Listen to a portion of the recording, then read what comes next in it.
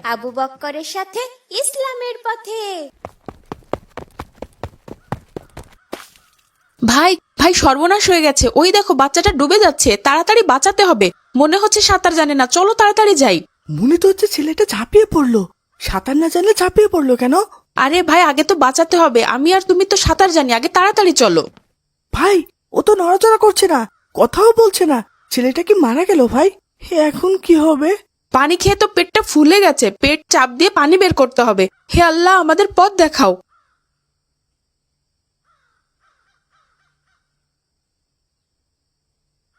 আলহামদুলিল্লাহ আলহামদুলিল্লাহ, দেখো ছেলেটা তাকাচ্ছে। আলহামদুলিল্লাহ আলহামদুলিল্লাহ। আমি কোথায়?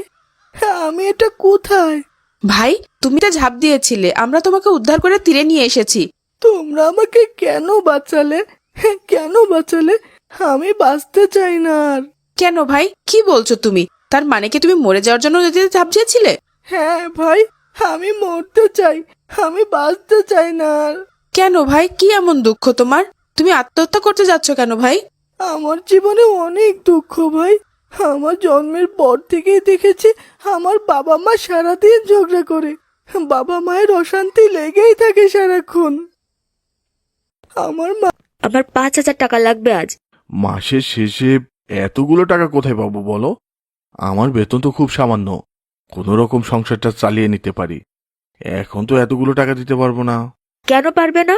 সামান্য 5,000 টাকা। পাশের ফ্ল্যাটের ওই ভাইও তো এই একই চাকরি করে। উনি তো ভাবিকে টাকা চাইলেই কখনো না করেন না। আমার টাকা লাগবে, দিন। আমাদের বেতন সামান্য, ওই ভাই কিভাবে বেশি টাকা ইনকাম করে সেটা আমি আগেও তোমাকে বলেছি। ওটা আমাকে দিয়ে হবে না, আমি অসৎভাবে কোনো টাকা ইনকাম করতে পারবো না। এসব আমি বুঝি না। বিয়ে করেছেন আর স্ত্রীর আবদার পূরণ করতে পারছেন না? কেমন পুরুষ মানুষ আপনি? এমন পুরুষ স্বামী হওয়ার চেয়ে না হওয়াই ভালো। ছি, এটা কেমন কথা? এইভাবে বললে আমার ভীষণ মন খারাপ হয়। স্বামী যেটা উপার্জন করে সেটাতেই সন্তুষ্ট থাকতে হয় আনিসের মা। আমার চাহিদা পূরণ করতে না পারলে আপনি আমার কিসের স্বামী? এরকম স্বামী থাকার চেয়ে না থাকাই ভালো। মরতে পারেন না আপনি? এই সংসারে এসে আমি কি পেলাম? এ জীবনে তো কোনো সুখই দিতে পারলেন না আপনি। হায় আল্লাহ, স্বামীকে এভাবে কথায় কথায় অভিশাপ দিতে হয় না আনিসের মা। স্বামীর যে ইনকাম সেটাতেই সন্তুষ্ট থাকতে হয়, না শুকরিয়া করা উচিত না।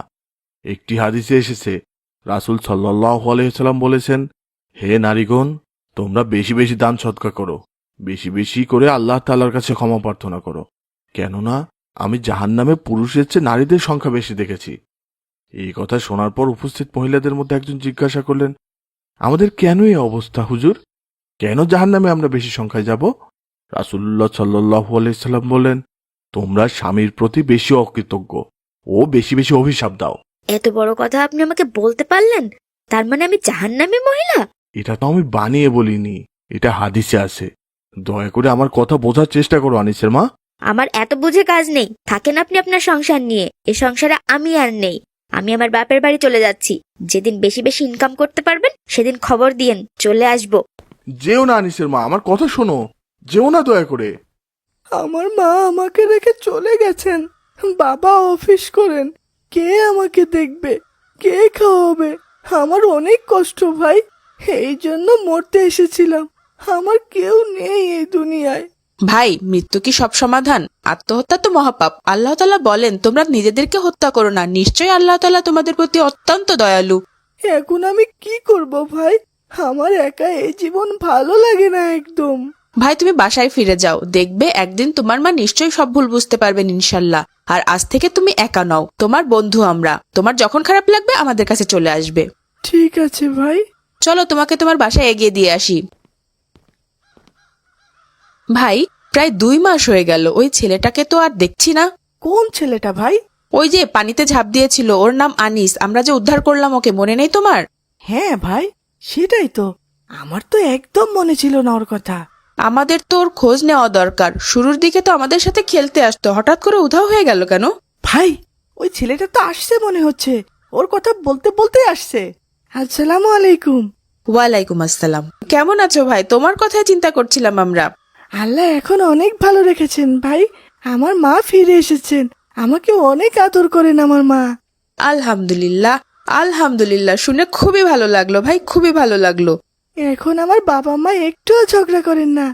আমার বাবা আমাকে অনেক বড় স্কুলে ভর্তি করিয়েছেন। সারাদিন শুধু পড়া আর পড়া, এই জন্য তোমাদের সাথে দেখা করার সময় পাই না। আজ শুক্রবার, তাই আসতে পেরেছি। এই গাড়ি কি তোমার ভাই? হ্যাঁ ভাই, বাবা কিনে দিয়েছেন। আমার এখন অনেক খেলনা, বাবা মা দুজনেই খেলনা কিনে দেন। তোমরা যদি আমাকে ওই দিন না বাঁচাতে, তাহলে আমার এত কিছু হতোই না। বাঁচিয়েছেন তো আল্লাহ, আমরা তো ছিলাম মাত্র। ভাই, তোমাদের দাওয়াত দিতে এসেছি, মা তোমাদের দেখতে চেয়েছেন। ঠিক আছে, আমরা যাব ইনশাল্লাহ। ঠিক আছে ভাই, আজ আসি এখন। বাবা মায়ের সাথে আজ বাইরে লাঞ্চ করব। আসসালামু আলাইকুম। ওয়ালাইকুম আসসালাম। ভাই, দেখেছো আনিসের কত পরিবর্তন হয়েছে? সেটাই তো দেখছি, জুম্মার আজান হচ্ছে, চলো বাসায় যাই। আসসালামু আলাইকুম। ওয়ালাইকুম আসসালাম। আসো বাবারা, আসো। আনিসের কাছে তোমাদের কথা অনেক শুনেছি। তোমরা আমার ছেলেকে বাঁচিয়েছিলে, আমরা তোমাদের কাছে ঋণী বাবা। আসো বাবা, আসো, খাবার টেবিলে বসো। দেখো তোমার খালাম্মা তোমাদের জন্য কত মজার মজার খাবার রান্না করেছেন। এ সময় কে এলো বাসায়? এ সময় তো কেউ কলিং বেল দেয় না। তোমরা খাওয়া শুরু করো, আমি দেখছি।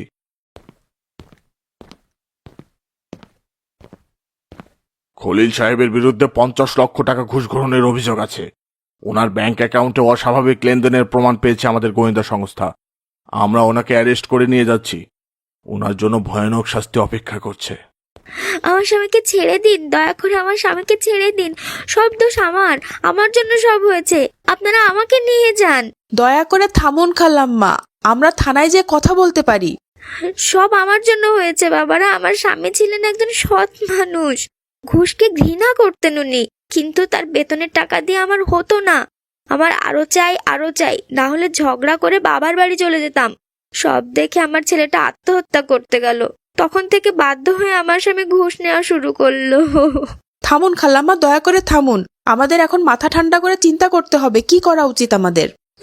বাবারা, আমি সত্যিই জাহান্নামী মহিলা। তোমার চাচা বলেছিল যে মহিলারা তার স্বামীর উপার্জনে সন্তুষ্ট হয় না, স্বামীর প্রতি অকৃতজ্ঞ, কথায় কথায় অভিশাপ দেয়, সেই মহিলারা জাহান্নামী। আমি সত্যিই জাহান্নামী।